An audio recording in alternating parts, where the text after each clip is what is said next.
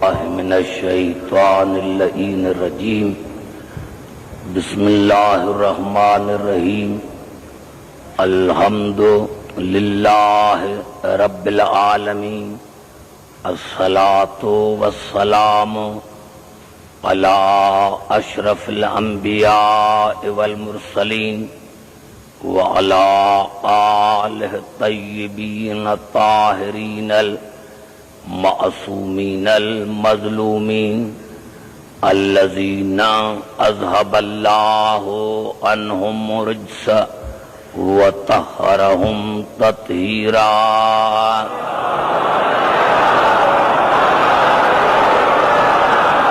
اما بعد فقد قال اللہ سبحانہ وتعالی فی محکم کتابہ المبین بسم اللہ الرحمن الرحیم وَكَيْفَ تَكْفُرُونَ وَأَنْتُمْ تُتْلَى عَلَيْكُمْ آيَاتُ اللَّهِ وَفِيكُمْ رَسُولُهُ وَمَنْ يَعْتَصِمْ بِاللَّهِ فَقَدْ هُدِيَ إِلَى صِرَاطٍ مُسْتَقِيمٍ۔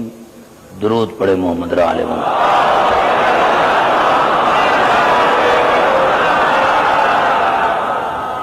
حضرات سامعین، علماء کرام، تقریر شروع کرنے سے پہلے کیونکہ اسی عشرے کی یہ آخری مجلس ہے، میں آپ حضرات کا، تمام مسلمان بھائیوں کا، علماء کرام کا دل کی گہرائیوں سے شکریہ ادا کرنا چاہتا ہوں کہ آپ نے جو مجھے محبت دی اور میں نے یہاں جس اپنائیت کو محسوس کیا ہے، انشاءاللہ وہ زندگی بھر یاد رہے گا، اور میں اللہ کی بارگاہ میں، محمد آل محمد کی بارگاہ میں دعا کرتا ہوں کہ اللہ تبارک بطفیل محمد آل محمد آپ تمام حضرات کو شاد اور آباد رکھے، آپ حضرات میں اتفاق اور اتحاد قائم رکھے، اور اس کے ساتھ ساتھ حیدرآباد دکن کی انتظامیہ کا بھی شکریہ ادا کرتا ہوں جس نے مجھے بڑی عزت دی، اور انشاءاللہ زندگی رہی تو انشاءاللہ آئندہ پھر آپ حضرات کو ضامن دینے کے لیے آؤں گا۔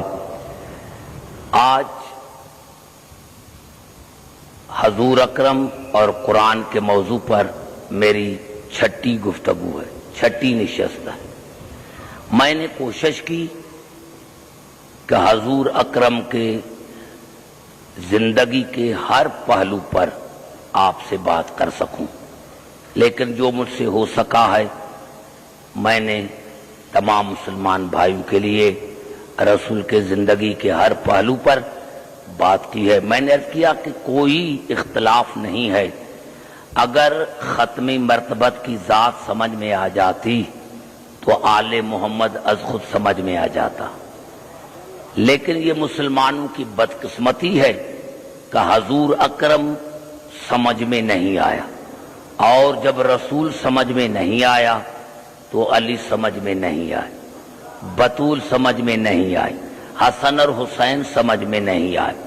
مقصد رسول ہے، اور رسول کو مسلمانوں نے جس طرح کتابوں میں پیش کیا ہے، جب ان کتابوں کو ہم پڑھتے ہیں تو شرم سے ہماری گردنیں جھک جاتی ہیں، پھر کتابیں چھپتی ہیں فارغ میں وہاں، اور پھر ہم کیا کرتے ہیں کہ ان کا پرچم جلاتے ہیں، ہمارے پاس کوئی جواب نہیں ہوتا، کیونکہ ہم دو ہی مکتب فکر ہیں، معاف کرنا تنقید کے حساب سے نہیں، اور جتنے مسلمان ہیں انہوں نے رسول کو لیا صحابہ کرام سے، ہم شیعوں نے رسول کو لیا آل محمد سے۔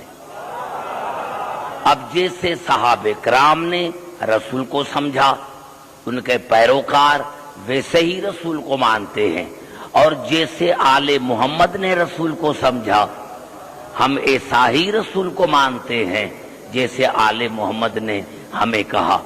अब आप देखते हैं, और आज की तकरीर यहां से मेरी शुरू होती है। मैंने अर्ज किया कि हजूर अकरम के जिंदगी पर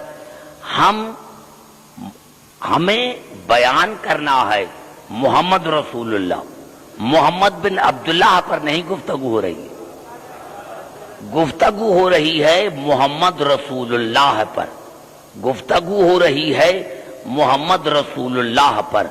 और मैंने यही अर्ज किया था, और जहां से आज की मेरी गुफ्तगू शुरू हो रही है, कि हर नबी का कोई न कोई गवाह आया। और आज की तकरीर मेरी इस आयत से शुरू होती है। मैंने अर्ज किया था कि लफ्ज शहीद की माने हाजिर नाजिर की है, शहीद माने हाजिर नाजिर। अब अल्लाह ने जब हजूर अकरम के लिए इरशाद फरमाया तो सूरत निसा में इरशाद हुआ, फ़कैफ़ इज़ा जिअना मिन कुल्ल उम्मतिन बिशहीदिन व जिअना बिक अला हाउला शहीदा। मेरे हबीब, क्या हाल होगा उस वक्त जब हर नबी अपनी उम्मत पर शहीद होंगे और आप तमाम अंबिया पर शहीद होंगे। हर नबी अपनी अपनी उम्मत पर गवाह होगा और आप तमाम अंबिया पर गवाह होंगे। अब यही फर्क है रसूल में और मेरे मौला अली में, कि रसूल अंबिया पर शहीद है और मेरा मौला अली रसूल पर शहीद है। यानी एक जुमले में किबला अर्ज ये करूं कि जब तमाम अंबिया को नबूवतें मिल रही थी तो रसूल देख रहा था, और जब रसूल को नबूवत मिल रही थी तो अली देख रहे। समझ में आ गई बात? अब आइए मेरे दोस्तों, मेरे बुजुर्गों, क्या मुसलमानों ने किया? मैं वही अर्ज करना चाहता हूं जो मेरा मकसद है कि आज अगर मैं अज़ाखाने ज़हरा हैदराबाद दखन में सिर्फ एक लफ्ज कह दूं तो शायद कल अखबारों में आ जाए। अगर मैं कह दूं कि फला नबी रसूल से अफजल, तो कहेंगे कि ये काफिर है, क्योंकि हमारा रसूल सैयदुल अंबिया है। तो अगर वाकई आप दिल से मानते हैं या जबान से, आइए क़िबला कुरान हकीम की तरफ चलता हूं। मुसलमानों ने सबसे बड़ी गलती ये की जो मैंने अर्ज किया था। अब जनाब अबू तालिब को छोड़कर, क्योंकि मैंने हर शख्सियत पर गुफ्तगू की है, आज की मेरी गुफ्तगू है कि मुसलमानों ने यहां तक लिखा कि हजूर अकरम के वालिदैन जो थे वो काफिर थे। सिर्फ काफिर नहीं लिखा, उनको जहन्नमी लिखा कि हजूर अकरम के वालिदैन जो हैं वो जहन्नमी है। तो फिर माफ करना, जो रसूल अपने वालिदैन को न छुड़ा सके वो आपको क्या छुड़ाए? तवज्जो चाह रहा हूं मेरे करीब बैठने वाला, जो रसूल अपने वालिदैन को न बचा सके वो तुम्हारी शफाअत क्या करेंगे? अब आइए अल्फाज ये अभी पूरी तवज्जो जहां जहां मेरी आवाज आ रही है। और क़िबला अली नकी साहब जाफरी साहब आए हैं क़िबला, तो मैं अर्ज करना चाहता हूं, बड़ी खुशी होती है जब उलमाए कराम मेरी तकरीर में आते हैं, तो मुझे खुशी होती है कि ये हिम्मत अफजाई भी है, इज्जत अफजाई भी है। और जब तमाम मसलक के उलमा इकट्ठे होते हैं तो मुझे ज्यादा खुशी होती है।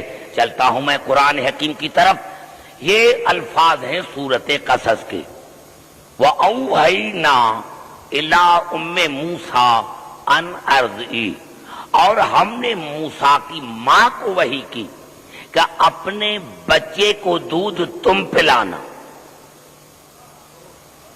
शायद मैं समझा नहीं सका। देखो मैं जो 5 तकरीरें की हैं उनका मकसद क्या है। वअौहैना इला उम्मे मूसा अन अर्ज़ी, और हमने मूसा की मां को वही की कि अपने बच्चे को दूध तुम पिलाना।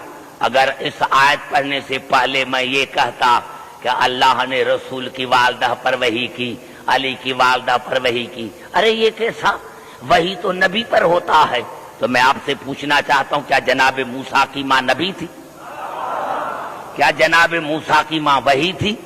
کیا جناب موسیٰ کی ماں نبی تھی؟ اس پر اللہ نے وحی کیا۔ اللہ نے فرمایا میں نے موسیٰ کی ماں پر وحی کیا کہ اپنے بیٹے کو دودھ تم پلانا۔ فَإِذَا خِفْتَ عَلَيْهِ فَأَلْقِيهِ فِي الْيَمِّ وَلَا تَخَافِي وَلَا تَحْزَنِي إِنَّا رَادُوهُ إِلَيْكِ وَجَاعِلُوهُ مِنَ الْمُرْسَلِينَ۔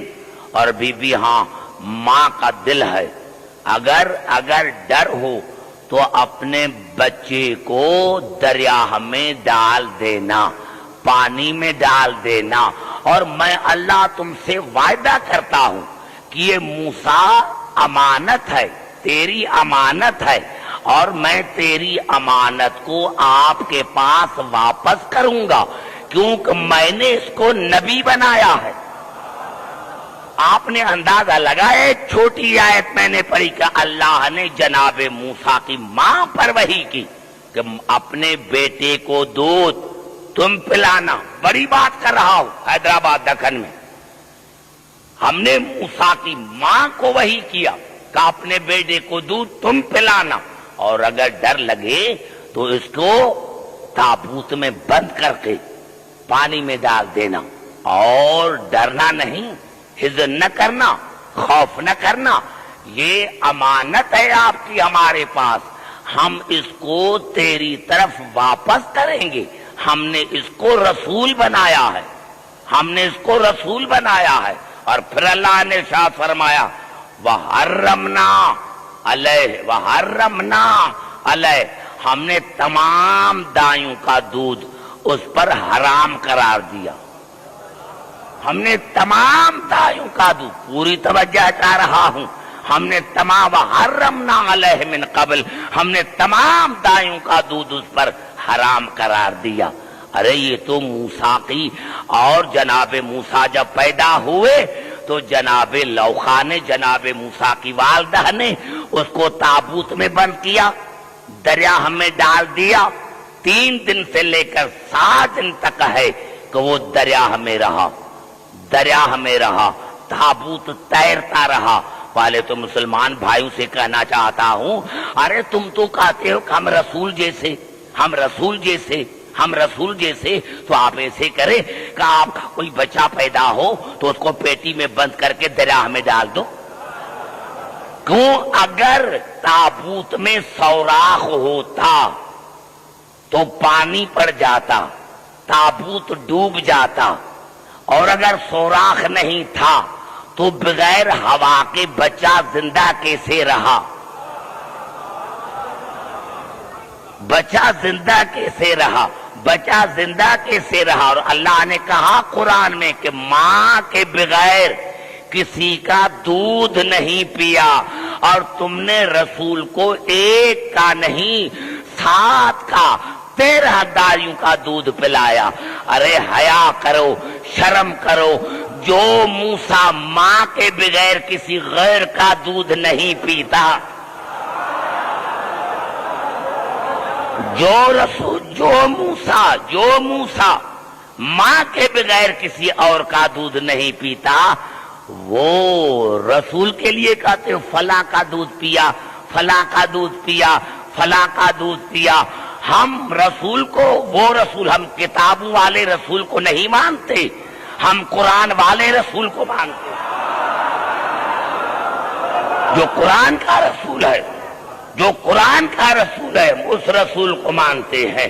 اور میرے دوستوں، میرے بزرگوں، جب یہی جناب موسیٰ فرعون کے گھر میں آئے، بچہ تھا، آپ دیکھو اللہ نے کسی نے محبت سے کہا، یہ الفاظ ہیں سورت طٰہٰ کے۔ سورت طٰہٰ مکی سورت ہے، سورت قصص مکی سورت ہے۔ ارشاد ہوا وَأَلْقَيْتُ عَلَيْكَ مَحَبَّةً مِّنِّي، موسیٰ میں تم سے محبت کرتا ہوں۔ اللہ کہہ رہا ہے موسیٰ میں تم سے محبت کر رہا ہوں، موسیٰ میں تم سے محبت کر رہا ہوں۔ یہ نہ سمجھنا کہ میں تمہیں دشمن کے گھر میں بھیج رہا ہوں، توجہ چاہ رہا ہوں۔ موسیٰ میں تم سے محبت کر رہا ہوں، میں اللہ تم سے محبت کر رہا ہوں۔ یہ نہ سمجھنا کہ میں تمہیں دشمن کے گھر میں بھیج رہا ہوں، میں نے تمہارا انتظام پہلے کیا ہے، میں اللہ عادل ہوں، میں کبھی آسیہ کو فرعون کے گھر میں نہ بھیجتا، میں نے آسیہ کو فرعون کے گھر میں اسی لیے بھیجا ہے وَلْتُصْنِعَ عَلَىٰ عَيْنِي، تاکہ تیری پرورش میری آنکھوں کے سامنے ہو۔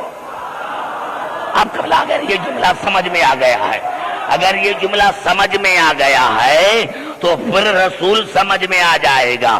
پتا چلا ابھی وہ جملہ نہیں کہتا کیونکہ ممبر پر بیٹھا ہوں کہ اللہ نے جناب آسیہ کو فرعون سے بھی محفوظ رکھا، بھیجا کیوں تھا کہ یہاں میرا معصوم نبی آئے گا۔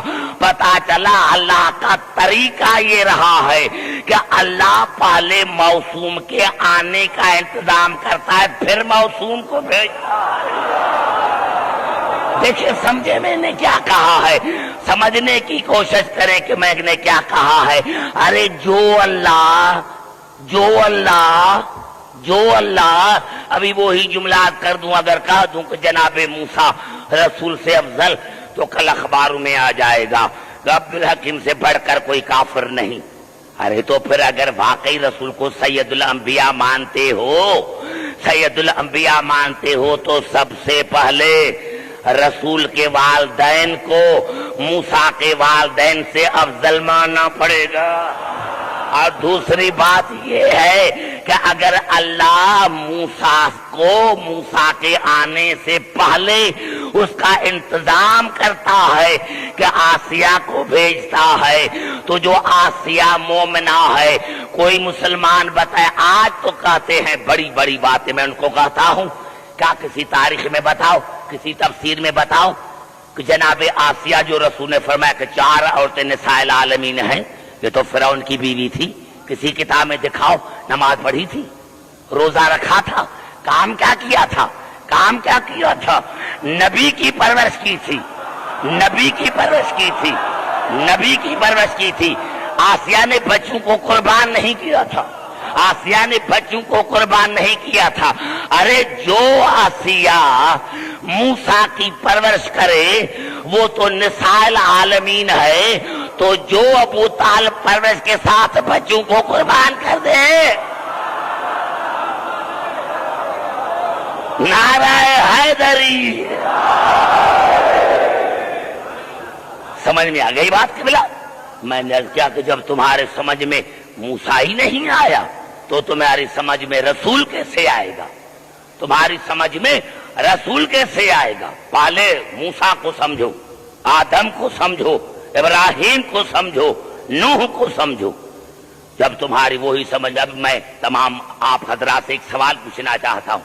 سوال یہ ہے، شعب ابو طالب میں رسول کیا کرتا تھا؟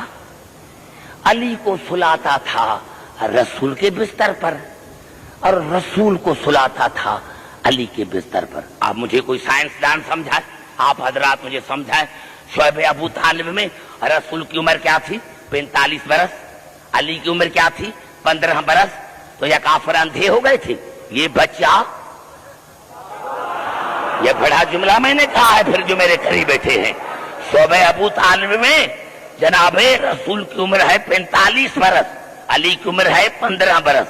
بچہ تھا تو کیا کافر اندھے ہو گئے تھے؟ ان کو اتنی تمیز نہیں تھی کہ یہ بچہ ہے، وہ رسول ہے؟ تو پھر یہ جناب ابو طالب کیا کرتے تھے کہ 45 برس کے نوجوان کو سلاتے تھے 15 برس کے بچے کے بستر پر، اور 15 برس کے بچے کو سلاتا تھا رسول کے بستر پر۔ اب دو باتوں میں سے ایک بات ماننا پڑے گی، یا تو کہو کہ یہ واقعہ غلط ہے، اگر تم نے واقعہ غلط کہا تو پھر قرآن سے ہاتھ اٹھانا پڑے گا، یا تو ماننا پڑے گا کہ جب نبوت امامت کے بستر پر آتی ہے تو امام لگتا ہے، اور جب امامت نبی کے بستر پر آتی ہے تو نبوت سمجھ میں آتی ہے۔ تو یہ جناب آئیے قبلہ ایک مثال دینا چاہتا ہوں۔ یہ الفاظ ہیں قرآن کے، سمجھنے کی کوشش کریں۔ یہ الفاظ ہیں سورۃ ہود کے، ارشاد ہو رہا ہے وَاصْنَعِ الْفُلْكَ بِأَعْيُنِنَا وَوَحْيِنَا وَلَا تُخَاطِبْنِي فِي الَّذِينَ ظَلَمُوا إِنَّهُمْ مُغْرَقُونَ میرے نور کشتی بنا، میری نگرانی، میرے آنکھوں کے سامنے میری نگرانی میں کشتی بنا، وحی کے مطابق میرے حکم کے مطابق کشتی بنا، کشتی بنا میری نگرانی میں میری آنکھوں کے سامنے کشتی بنا، وحی کے مطابق بنا۔ وَلَا تُخَاطِبْنِي فِي الَّذِينَ ظَلَمُوا إِنَّهُمْ مُغْرَقُونَ لیکن ایک بات یاد رکھنا، جو کشتی کے مخالف ہوں ان کے بارے میں مجھے سفارش نہ کرنا۔ بڑا جملہ پھر کھا گئے میرے قریب بیٹھنے والے، یہ قرآن کی آیتیں ہیں، کوئی حدیث تو نہیں ہے۔ نو کشتی بنا میری نظروں کے سامنے میری آنکھوں کے سامنے وحی کے مطابق بنا، لیکن ایک بات نو یاد رکھ، تو صاحب شریعت ہے، اولو العزم پیغمبر ہے، لیکن ایک بات یاد رکھنا وَلَا تُخَاطِبْنِي فِي الَّذِينَ ظَلَمُوا إِنَّهُمْ مُغْرَقُونَ جو کشتی کے دشمن ہوں ان کے بارے میں مجھے سفارش نہ کرنا، اگر تو نے سفارش بھی کی تو میں ان کو غرق کر دوں گا۔ بڑا جملہ ہے سمجھنے کے لیے۔ نوح کشتی بنا، کشتی بنا، کشتی بنا میری آنکھوں کے سامنے نظروں کے سامنے، اور یاد رکھنا جو کشتی کے دشمن ہیں ان کے بارے میں مجھے سفارش نہ کرنا، میں ان کو غرق کر دوں گا، میں ان کو غرق کر دوں گا، میں ان کو غرق کر دوں گا۔ اور یہ ایسی حدیث ہے، علماء کرام بیٹھے ہیں، سر پر کوئی مسلمان قرآن کہے کہ یہ حدیث صحیح نہیں ہے، یہ ضعیف ہے، تو میں خطاب چھوڑ دوں گا۔ رسول نے بھی فرمایا مثلو اہل بیتی کا مثل سفینت نوح فمن رکبہا نجا ومن تخلف عنہا غرق وہوا، میری اہل بیت کی مثل بھی کشتی نوح کی طرح ہے، جو سوار ہوا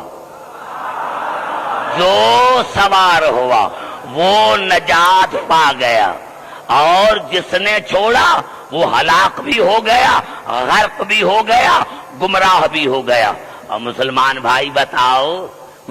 بھائی بتاؤ، ارے بیٹے سے زیادہ کوئی صحابی ہو سکتا ہے؟ بیوی سے زیادہ کوئی صحابن ہو سکتی ہے؟ اللہ نے کہا جو کشتی کے بارے میں نہیں، ایک جملہ 2 منٹ سسپینس میں رکھنا چاہتا ہوں، 2 منٹ سسپینس میں رکھنا چاہتا ہوں۔ یہ الفاظ ہیں سورۃ عنکبوت کے، فَأَنْجَيْنَاهُ وَأَصْحَابَ السَّفِینَةِ، ہم نے نوح کو نجات دی اور کشتی کے صحابوں کو، نوح کے صحابوں کو نہیں۔ بڑا جملہ پھر کھا گئے، اب اس سے زیادہ قبلہ میں کیا کہنا چاہتا ہوں؟ یہ سورۃ عنکبوت کی آیت ہے، فَأَنْجَيْنَاهُ وَأَصْحَابَ السَّفِینَةِ وَجَعَلْنَاهَا آیَةً لِلْعَالَمِينَ، ہم نے نوح کو نجات دی اور جو کشتی کے صحابی تھے، کشتی کے، نبی کے نہیں۔ اللہ نے فرمایا میرا تعلق نوح سے نہیں، کشتی سے ہے، کشتی سے ہے۔ جو کشتی کے صحابی تھے ہم نے اس کو بچایا، اور ہم نے عالمین کے لیے کشتی کو آیت قرار دیا، دلیل قرار دیا۔ اب صحابی بیوی سے زیادہ کوئی صحابی نہیں، وہ بیوی والے سے پوچھو، ارے بیٹے سے زیادہ کوئی بڑا صحابی نہیں۔ غلطی کیا تھی کہ کشتی کے دشمن تھے، کشتی کے دشمن تھے، اور اللہ نے فرمایا نو نو نو ایک بات یاد رکھنا، جو کشتی کا دشمن ہو اس کے بارے میں مجھے سفارش نہ کرنا، میں ان کو غرق کر دوں گا۔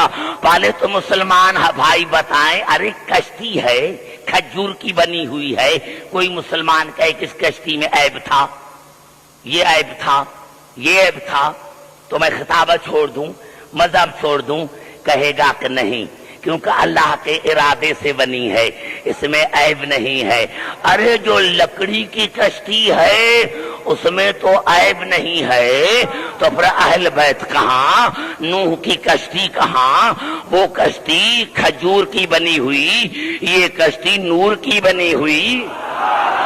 اس کشتی کا طوفان سے تعلق، اس کشتی کا قرآن سے تعلق، اس کشتی کا طوفان سے تعلق، اس کشتی کا قرآن سے تعلق۔ ارے اس کشتی کا ہر جنس سے الحاق تھا، اور یہ کشتی اہل بیت ہر رجس سے پاک، ہر رجس سے پاک۔ ارے تم پر معاف کرنا، جس نے نوح کی کشتی کو چھوڑا، چاہے نبی کی بیوی کیوں نہ ہو، وہ غرق ہو جاتی ہے، تو پھر جس نے بھی اہل بیت کو چھوڑا،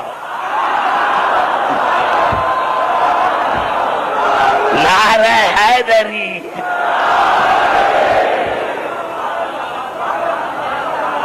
سمجھ میں آ گئی بات؟ ارے جناب نوح کی بیوی جناب نوح سے لڑی تو نہیں تھی، جنگ تو نہیں کی تھی،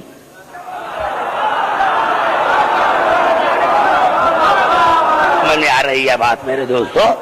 تو جناب نوح کی کشتی تو ہر عیب سے پاک ہے، جو کھجور کی بنی ہوئی تھی، اور تم رسول کے اہل بیت سے عیب نکالتے ہو، یہ عیب تھا، یہ عیب تھا، یہ عیب تھا۔ آئیے چلتا ہوں ایک حدیث پڑھ کر پھر قرآن حکیم کی طرف آتا ہوں۔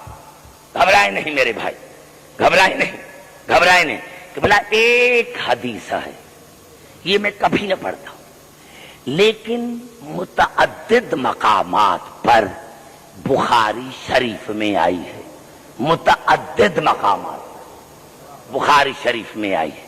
وہ حدیث ہے جب رسول نے خیبر میں پڑھی تھی، خیبر میں رسول نے پڑھی تھی، کیا آپ کہا تھا لَأُوتِيُنَّ الرَّايَةَ غَدًّا رَجُلًا يُحِبُّ اللَّهَ وَرَسُولَهُ وَيُحِبُّهُ اللَّهُ وَرَسُولُهُ كَرَّارًا غَيْرَ فَرَارٍ لَا يَرْجِعُ حَتَّى يَفْتَحَ اللَّهُ عَلَى يَدَيْهِ۔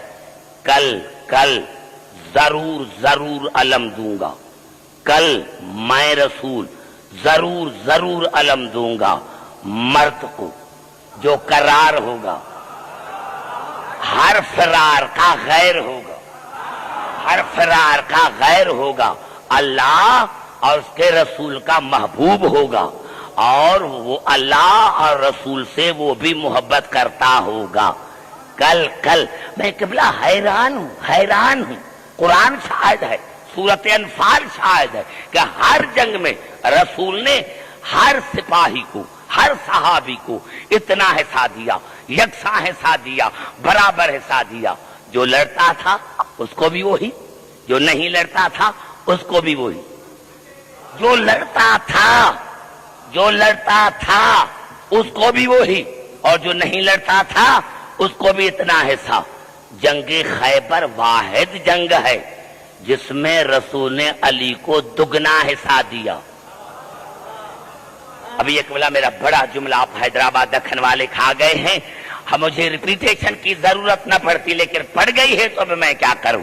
میں نے کہا ہر جنگ میں رسول نے ہر صحابی کو یکساں حصہ دیا، لیکن خیبر میں علی کو دگنا حصہ دیا، اور جب صحابہ کرام نے پوچھا یا رسول اللہ کیوں، تو کہا میں نے پہلے ہی کہا تھا کہ کل علم دوں گا مرد کو، اور مرد کو عورت کے حصے میں دگنا ملتا ہے۔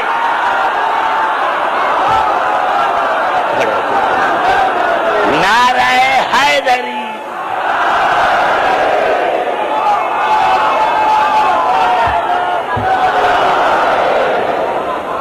سمجھ میں آ گئی بات میرے دوستوں، میرے بزرگوں؟ میں نے عرض کیا آئیے ایک آیت پڑھ کر پھر چلتا ہوں قرآن حکیم کی طرف۔ میرے دوستوں، میرے بزرگوں، یہ حدیث ہے سیرت حلبیہ کی۔ سیرت حلبیہ اور کتابوں میں بھی ہے، لیکن جہاں سے